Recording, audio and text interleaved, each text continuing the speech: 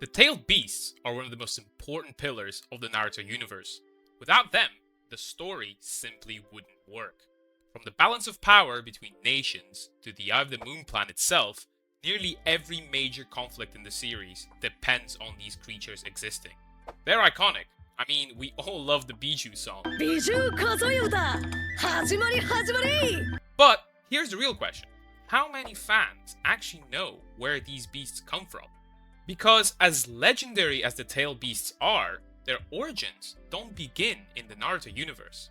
They begin in mythology. Today, we're diving into the real-world inspirations behind the bijū. Not in universe, but outside of it. And exploring how ancient legends helped shape some of Naruto's most unforgettable creatures. This is part 1 of a 2-part series. In today's video, we'll be covering the first 5 bijū. The rest will be explored in part 2, so make sure you're subscribed so you don't miss out. And if you enjoy deep dive Naruto content like this, go ahead and like the video, it really helps the channel. Now, let's begin. Before we talk mythology, we need to set the stage. Like many things in Naruto, the tailed beast traced back to Hagoromo Totsuki, also known as the Sage of Six Paths. After Hagoromo and his brother Hamura sealed away their mother, Kaguya Totsuki, Hagoromo became the Jinchūriki of the 10 Tails, a being with no personality, no emotion, and no purpose beyond destruction. Later in his life, Hagoromo used a powerful jutsu known as the creation of all things to split the 10 Tails into 9 separate beings. He believed that by splitting the 10 Tails he could prevent the return of his mother later down the line. And that is how the tailed beasts came to be. For centuries they roamed the world freely, some in the mountains like Son Goku, while others lived in lakes and oceans such as Isobu. They would roam freely until a legendary shinobi by the name of Hashirama Senju, also the first Hokage of the Leaf Village, decided to collect them like an extremely dangerous set of Pokemon I wanna be the very best. and distribute them among the major villages. This decision ushered in the era of Jinchūriki, where humans treated living gods as military assets. And that's where Naruto's story truly begins. Now that we've covered the in-universe lore, it's time to talk about what really inspired these beasts in the first place. Shukaku, the one-tailed beast, was originally captured by the first Kazekage. He was first sealed into Banpuku, an elderly monk. Later, the fourth Kazekage decided to seal the one-tail into his pregnant wife. She ended up dying during childbirth, and that is how Gaara, one of the most iconic characters in the series, became a Jinchūriki. Shukaku is inspired by the Tanuki, a mischievous shapeshifter from Japanese folklore.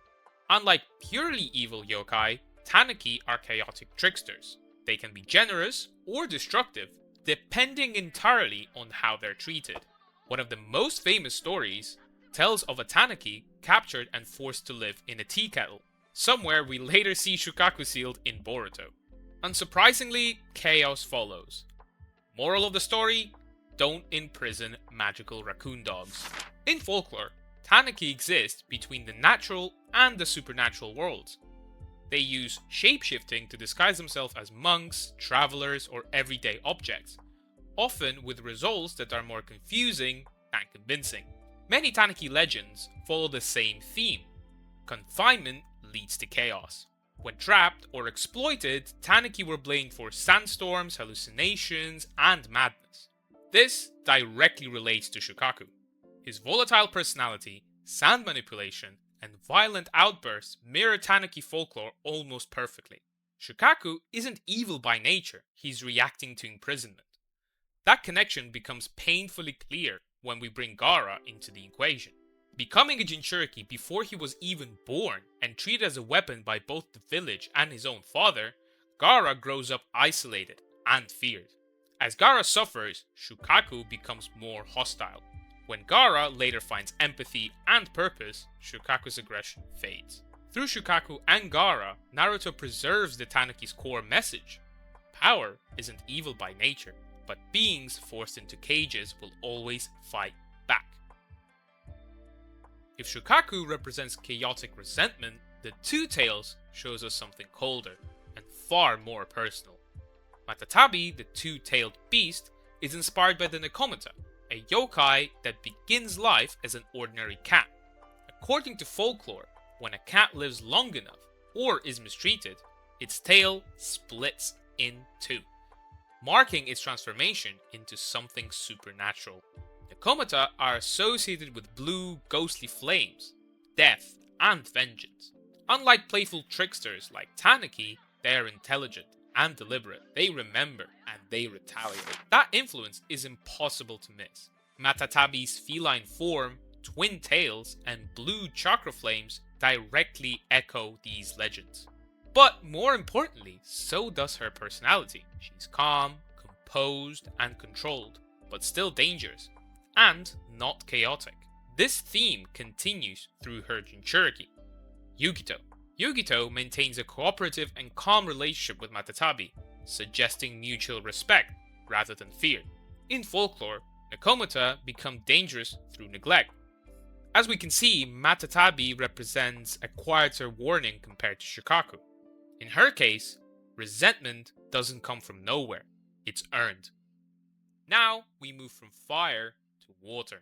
The three-tailed beast, Isobu, draws inspiration from ancient sea spirits and giant turtle myth found throughout Japanese folklore. Ocean yokai, such as Isonade, are the primary inspiration behind the three tails. They were believed to be ancient beings, calm until disturbed. These spirits weren't evil, they were nature itself. Isobu embodies this perfectly. Silent, withdrawn, and immensely powerful, Isobu doesn't seek conflict. Like the ocean, he exists independently of humanity, and becomes dangerous only when humans try to dominate it. This becomes even more evident once we start talking about Isobu's jinchūriki, Yagura. Under Obito's genjutsu, Yagura becomes a tyrant, using Isobu's power as a tool of oppression. The beast itself remains largely passive. Once again, the bijū isn't at fault, it's the person holding the leash. Now we go back from water to fire. Son Goku, the four-tailed beast, was exploited and used as a weapon, like the rest of the bijū. Perhaps more than any other beast on the list, Son Goku was a free spirit, and this confinement deeply affected him. In terms of inspiration, his name and form are a direct reference to Sun Wukong, the Monkey King from Journey to the West. Sun Wukong is not evil, he's rebellious, proud, and fiercely independent. His crimes were never born of cruelty, but of resistance to authority that sought to dominate him. In the original myth, Sun Wukong is imprisoned beneath a mountain by the Buddha and sealed there for centuries. The punishment isn't just physical, it's symbolic. A godlike being is crushed under the weight of imposed order. The same myth shapes Son Goku's story. Son Goku despises humans, not because they are weak, but because they chain what they don't understand. He refers to humans as arrogant jailers, convinced they have the right to own power simply because they conceal it. Like the Monkey King, Son Goku values freedom above all else. His explosive strength, lava-based chakra, and unyielding will mirror Sun Wukong's supernatural might and immortality. But raw power is never his defining trait. Defiance, though, is. When Son Goku is captured by the Akatsuki, we see the Monkey King's fate repeat itself. Once again, overwhelming power is subdued through sealing rather than understanding, and once again, resistance is met with confinement. His relationship with Roshi, his jinchūriki, further reflects this theme. Roshi thought strength, but not companionship. He tried to dominate Son Goku, rather than coexist with him, and the result was mutual resentment. Only later, through Naruto, does Son Goku finally encounter a human who doesn't demand obedience. Naruto doesn't try to cage him, he listens. And for the first time, Son Goku lends his power willingly. Through Son Goku, Naruto preserves the Monkey King's core lesson. The power cannot be owned, it can only be shared by those who respect freedom. Sun Wukong was never a villain, he was a prisoner, and so was Son Goku. Next up on our list is one of the most overlooked tailed beasts in the entire series. Kokuō, the five-tailed beast, isn't based on a single mythological creature. Instead, he draws from broader East Asian ideas surrounding hybrid beings and elemental balance. In myth, creatures from multiple animals often represent power created through force rather than harmony. Kokuō's horse-like body and bovine horns suggest endurance, momentum, and unstoppable strength. His steam-based abilities reinforce this symbolism. Power built through pressure, not rage. This carries over to his jinchūriki, Han of Iwagakure. Both Han and Kokuō are distant, isolated, and treated as tools rather than partners. Their power doesn't explode, it compresses. And as Naruto repeatedly reminds us, and as we've been discussing throughout the entire video, compressed power never ends well. And that will be it for today's video. As you can see, the theme across all the tailed beasts is quite similar. They're all not really evil by nature. They're really just confined beasts. And when you really confine anyone, you will get a pretty bad result, let's be honest. In the next part, we will cover the remaining 4 bijū and include a short segment on the 10 tails. If you enjoyed today's video, make sure to like and subscribe for more Naruto content like this. And as always, see you in the next one.